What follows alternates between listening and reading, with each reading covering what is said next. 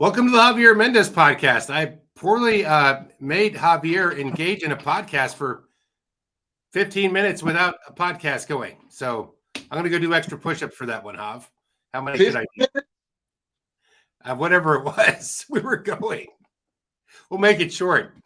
We'll recap since I got you here. We were talking about Ilia Topuria going up into the weight class, and now that he's leaving it behind, and Dana's not really killing the idea of being in two, but I guess he wants whoever goes up to be double belt to be able to manage both of them at the same time. Has anybody really done that, like kept both belts going at the same time? I've seen people go up and get the belt, but I don't see the going. I see them go back to one usually and stay after getting the other belt. You know, maybe the only one that comes to mind that did a little bit of something like that was Conor. Yeah. Yeah. I don't know if he made his way down, but he did play in 3 weight classes because he was catch weighting with Diaz, right? The only one that reminds me of anything remotely like that is all I'm saying. You know, I don't, and I could be wrong on just him, but I'm not wrong that he was one of them. You know, I'm not wrong about that. And he might be the only one. You know, maybe DC. No, because DC never played with light heavyweight. Once he went up to heavyweight, he stayed at heavyweight. So now just Conor, I think. I believe just Conor. I mean, DC worked his way up in the light heavyweight, got there. No, DC was a heavyweight, then he went down to light heavyweight. Oh, that's right.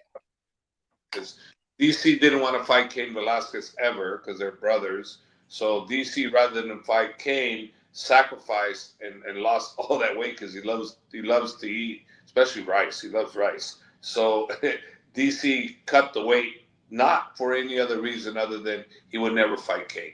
So he took the title, you know, in the light heavyweight division, and then when Cain retired, then DC went up, and then DC captured the heavyweight title. That makes sense.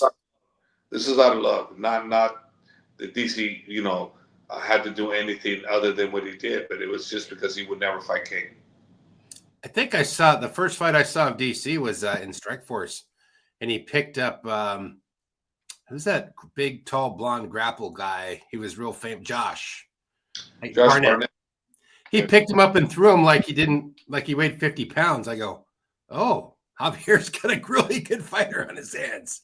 I think that's who he fought, and then it's like DC was a natural, anyways. He's you know, come on, he was one of the greatest Olympian, you know, MMA fighters ever compete, and he's definitely the greatest Olympian, you know, that's ever competed.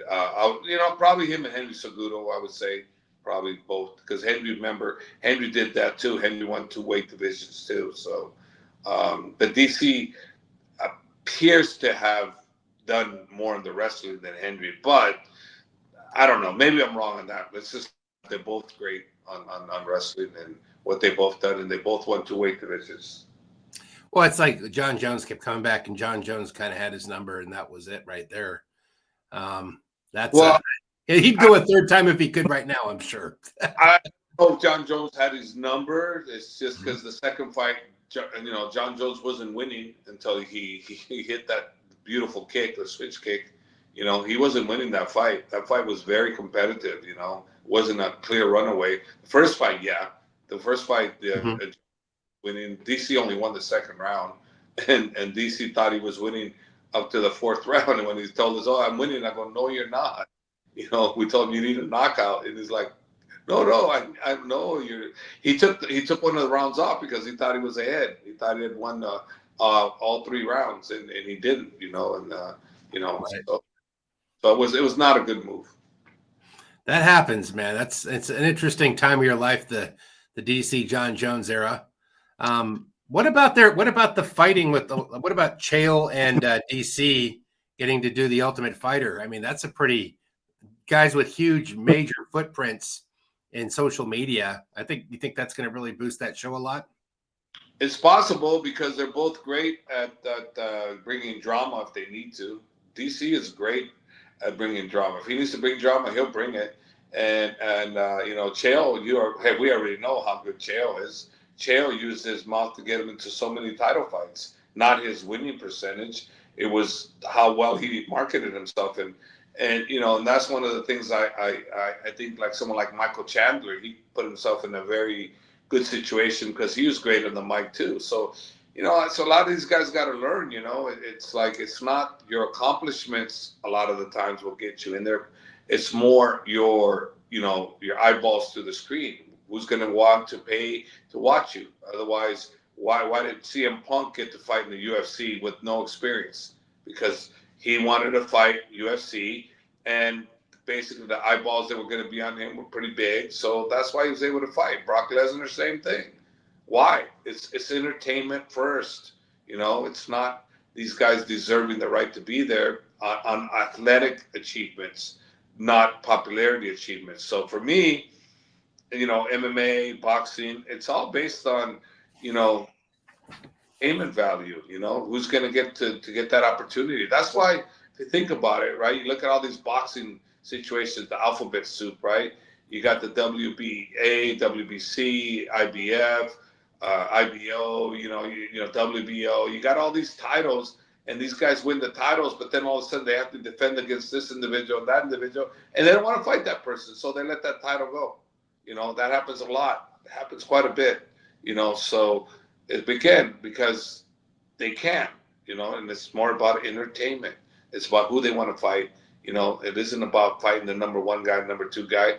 Sometimes, you know, they do that, but the majority of the time, it's all about entertainment value. Like look at Better Beef and Bivol. I mean, now they're 1-1. You know, and obviously both fights were gargantuan for them. And I know, and based on the way that the second fight ended, I saw the first fight, and the second fight, you know, ended a little bit the opposite. You know, where it was Better Beef that was behind and Bivol was ahead. But again, that one in a three-peat, that's going to be a major one because now they're both 1-1. That's going to be a big fight. Well, you got Rampage fighting Rashad in boxing too. Doesn't seem to be pulling hype on all the airwaves. You're like, oh, really? They're boxing? The look on your face, you're like, I didn't hear that one. Maybe. You know, it's like, okay, no problem. If you're interested, you watch. I mean, if you're interested, I mean, hey, you know, I mean, they're fighters. I mean, two champions. So, you know, if they box, hey, you know, let them create the buzz and let the people watch. And people that want to watch are going to watch. People that don't are not. Well, that's what I think DC and Chill were floating the idea of actually having a match at the end of the thing, even though they're both kind of retired. Well, and I don't know if they are or not, but I thought they said that maybe somebody from their coaching staff would fight each other. They'll pick somebody and then they'll fight. Now I don't know about coaching staff, but maybe they'll pick somebody that they want to fight to represent them, something like that. Maybe I'm wrong about that, but that's what I thought. I read something like that. I would feel bad for Chill. I'm pretty sure DC would have his way. I mean, that's just been you don't want to fight him. He's too big. You have to lose all that weight. He won't want to, you know. And Chael's just a good wrestler, but I mean, he's a great wrestler, not good wrestler, but he's just too small for DC. We were just talking about Topuria going up and fighting Charles Oliveira. So that fight, what do you think the chances are, I mean, of him beating Charles Oliveira? They're there. They're 100% there. The chances is Charles can beat him too. So I don't know. You can't put nothing past Topuria because look what he's done to his last two opponents, Alex and then Max Holloway. He didn't destroy Alex, but he beat Alex. He knocked him out. And Max, he thoroughly destroyed. You can't say that. And he was the first one that ever stopped Max. So come on, give the guy his due, you know. So I'm not saying whoever he fights is going to be, you know, too much for him because he may be too much for them. My only issue has been that for us, if we have to fight him, it's not a great fight for us because a lot of people are going to go, oh, Islam beat another featherweight, you know, although one of the great ones, but he still beat another featherweight. So that means that you know, out of the 5 championship fights Islam's had already, you know, he's going to fight 3 featherweights. Yeah. That's kind of tough, you know. And then what happens if the featherweight does decent? Yeah. wins. What happens that? Then everybody's gonna, his credit goes back down. So for me, if he goes out and destroys someone like Alex or any of the other guys, then that makes it more legit and it makes it more interesting. But at the end of the day, whoever the UFC is going to put in front of him, and it can be worked out, that's who he's going to fight. He's not going to say no to anybody. He's going to say yes. How can we say you make 155, we'll fight you. This is the date. Make it, bring it, and then all of a sudden we change our mind? No, Islam's not going to say no to anybody. He's going to take him. No, it's just a preference. I mean, that like, oh, he's the guy that just kept beating the weight below him. I can see how that doesn't bode well for a legacy, at least the way it looks. It doesn't look consistent. Like you're not even fighting guys in your own weight class, right? So even though you might want to go up a weight, you're still gonna fighting your own weight class is ultimately the level of the two, right? It's all mentality too. It's all what people think. Reality is this. There's some guys that go up in weight. DC, okay, he was fighting light heavyweight. He went up to heavyweight and he was wrecking the heavyweights. So it's all mentality. So for us, that's all I'm saying. It's like, ideally, let him fight one time at least. Ideally, but hey, I'm just saying what I ideally would want. The UFC is going to make the ideal decision that they want. So whether whether it be somebody else, all I know is Islam's going to say yes. Well, I was telling you, like I was trying to blueprint them, and you're like just me, the rookie blueprinter on the outside, not the coach. But the cameraman looks at details. That's what people don't realize. Like my friends they play other sports. Len, what do you see? Because I watch so much footage, and if I'm paying attention, I'm really getting down to the detail. It doesn't make me. It's like what scouts do when they look for football players, basically. So I'm watching Ilia in his fights. I go, what does he got? He's got this overhand. He's got this pressure style. And just before he starts throwing that gnarly overhand, like what's his setup? Because he's not doing a lot of feints and he's not doing a lot of other movement. He's like really tight. He does have a clubbing low kick that really like takes guy in the beginning of a lot of fights. He lights up their legs so hard. It's like just as powerful as his punch that their legs turn blue or they're already swollen in the beginning. I don't know if you knew that, but that's something I picked up. Look, I've said it on multiple times. He's got the best boxing in the business, all MMA. I still hold to that. It's the cleanest. He may not have the most effective, and other people's eyes, but to me, he's the cleanest. So his boxing is super clean. It's for MMA. He's got the best boxing in MMA. I double down, triple down, whatever you want to say. I say he's got the best boxing, and I mean, what he did to Max Holloway, no one's ever done.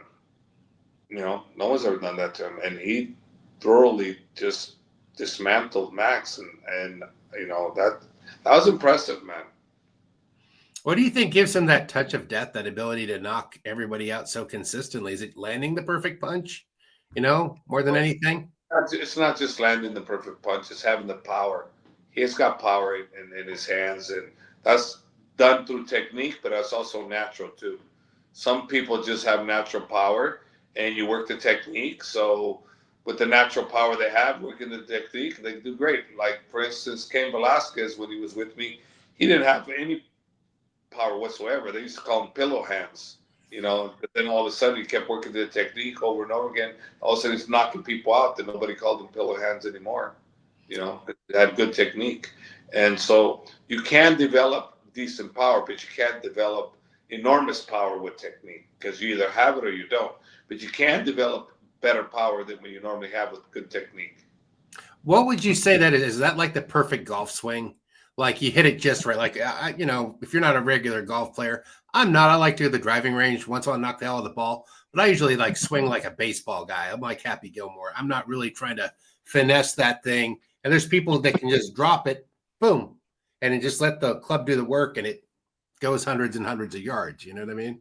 Yeah, but I don't know. I don't play golf, but I would imagine that the technique is number one, most important. That having the power too, that some of these guys probably have that other guys don't have makes it even better. Because there may be some guys that are just as technical as one individual in a golfing instance, but one has just more power. So that individual with the same stroke, same swing, is probably going to go a lot further because he just has natural power. I guess when you think about it, that's the best way to equate what I'm trying to say. Yeah, that's interesting. I didn't know you had someone like that, because a lot of coaches I ran into were always like, "Oh no, it's just God given. You have the power, you don't." I'm like, "There's got to be technique. There's got to be." No, I mean, if you don't have technique, I'm sorry, the technique improves the power, and then speed. But the technique, really learning to relax is going to help improve it that much more. But again, there's a certain point where you just can't get anymore. And then certain people hit so damn hard that their technique's wild. When they hit you, it's like you're getting hit by a sledgehammer. But then you dial that technique in, then all of a sudden that sledgehammer has got a needle in the beginning that's going to penetrate anything. So no, it's a technical thing that can improve on what you have natural. I know it's like just a different topic for the podcast, but I've always wondered, and I know people wonder too, because you were a world champion kickboxer. Did you notice as you went along one day, like, I got the power because it was working, or it wasn't before, or was it always there when you started? I was there when I started. I had the power. So it was there. I believe it. Hard puncher from the beginning, but it didn't just show up. Better, got smoother, but I was a hard puncher. Yep, I believe it 100%. So yeah, the other fight that I was talking about too was Paddy Pimblett versus the great promoter. His name is escaping me right now. Michael Chandler, yes. You got that right. Great promoter is correct. He knows how to hype up a fight, and that's an interesting fight. You can't count Paddy out based on look what he's done.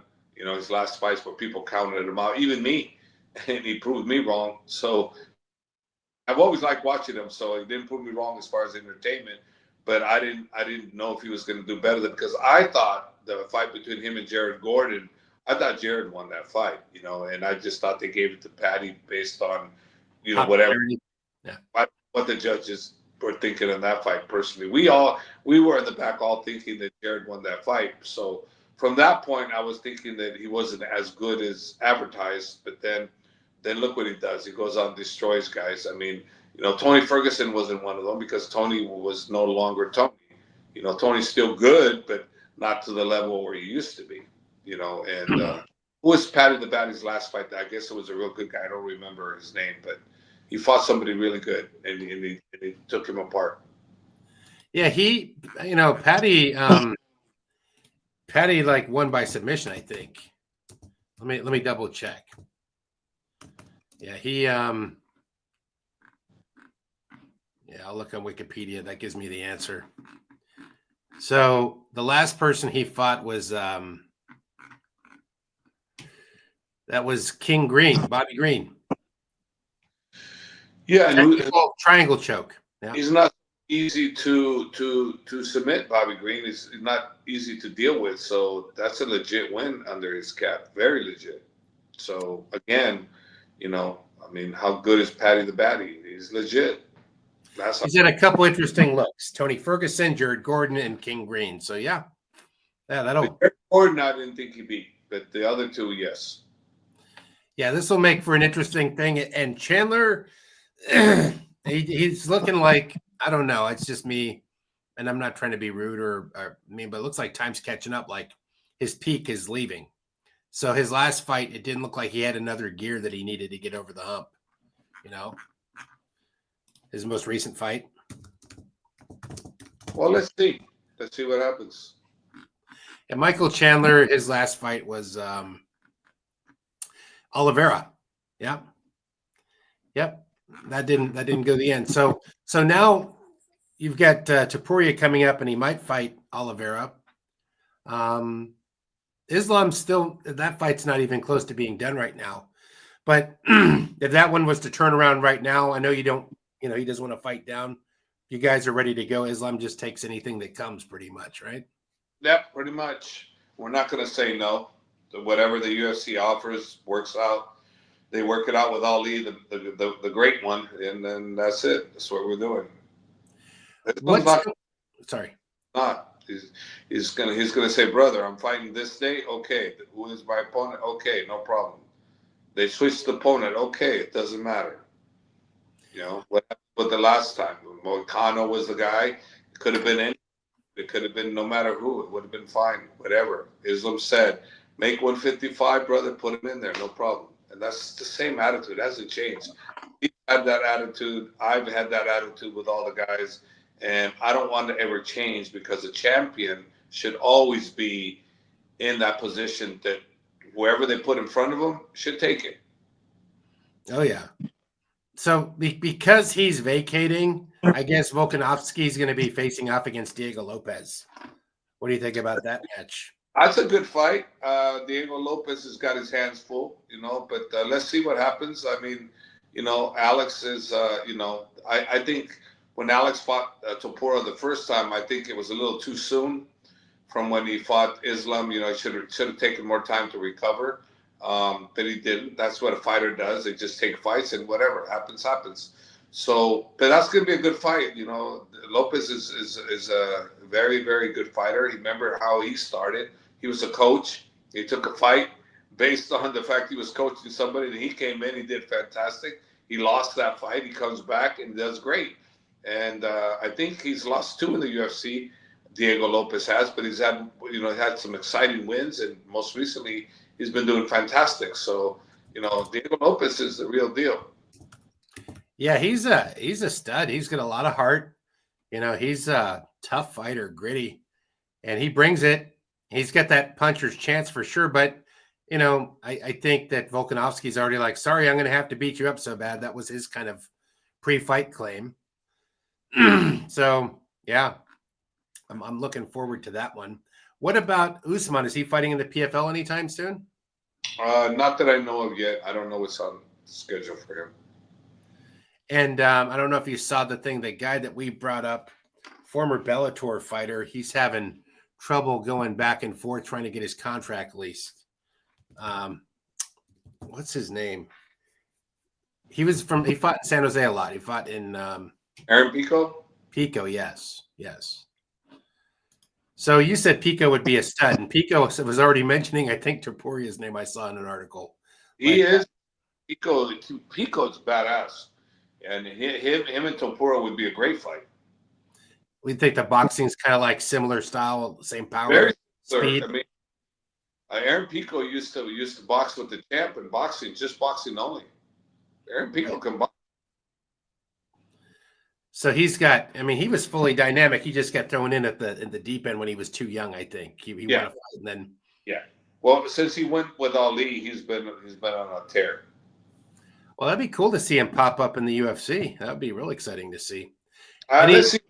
I mean, I don't know. You don't know what's going on behind the scenes. So, contracts are contracts, and they're there for a purpose, and they're not easy to break. Well, thanks for watching, everybody. I don't have any more input. Is there anything you got, Javier? I know I had to make you do it over, and I'm sorry for that. But well, you had to do it all over again, but you forgot about Amaru. You didn't talk about Amaru's fight. Yeah, let's talk about that. Amaru just won over the weekend. You had 7 guys win in over there in Dubai.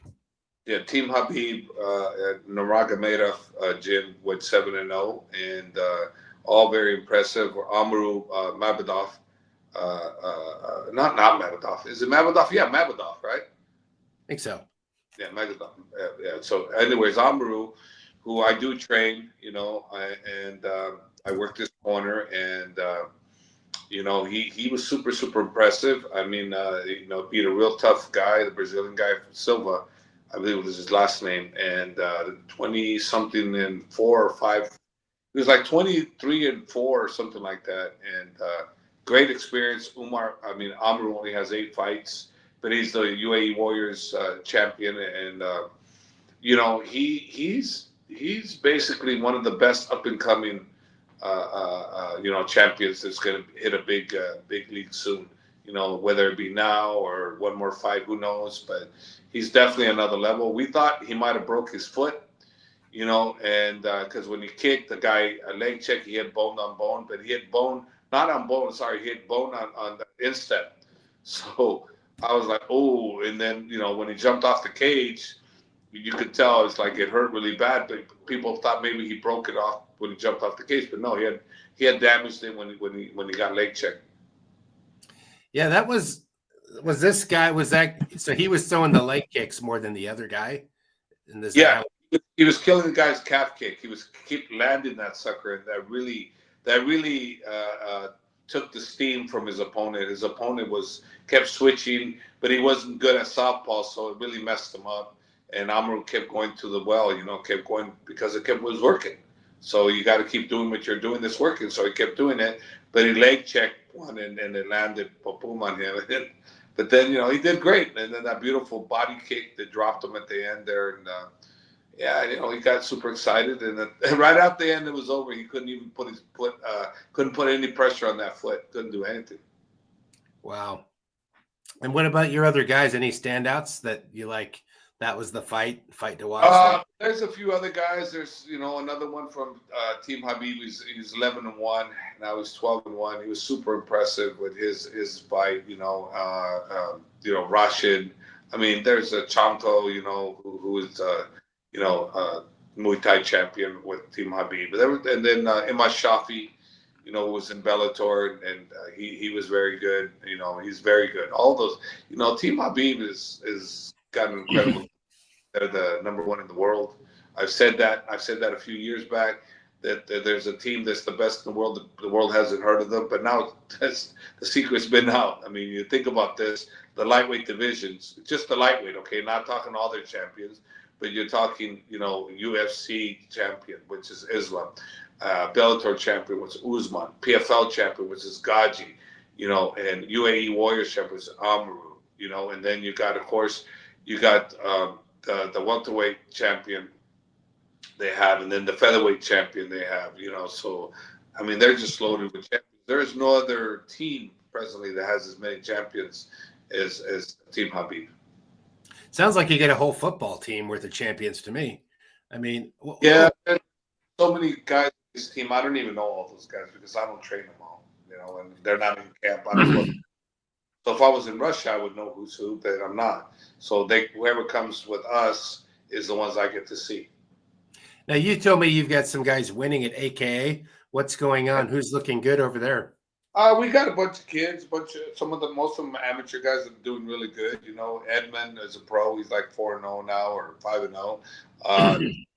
Theo Haig, I think he's 4-0. He's really good. We have a lot more. What do you call it? Why did I forget his name? I know him so well. He's like 50 fighters to remember. he's like 6-0. So we got a bunch of good guys. That are on their way up. And Daniel Allen. I don't know why I forgot his name. Daniel Allen. Yeah. And Muhammad Al-Arak, who got he got stumbled a little bit, but he'll be back. Muhammad will be back, and he'll do great. You've had now you get your son, and you've got Kane. They're over there coaching everybody. Ron Kessler, the head coach. I was going to say Ron Kessler. He's the main. He was the guy, and then they came in around him, right? Yeah, Ron runs it. So how's it feel to just look back and say, "Wow, it's running itself"?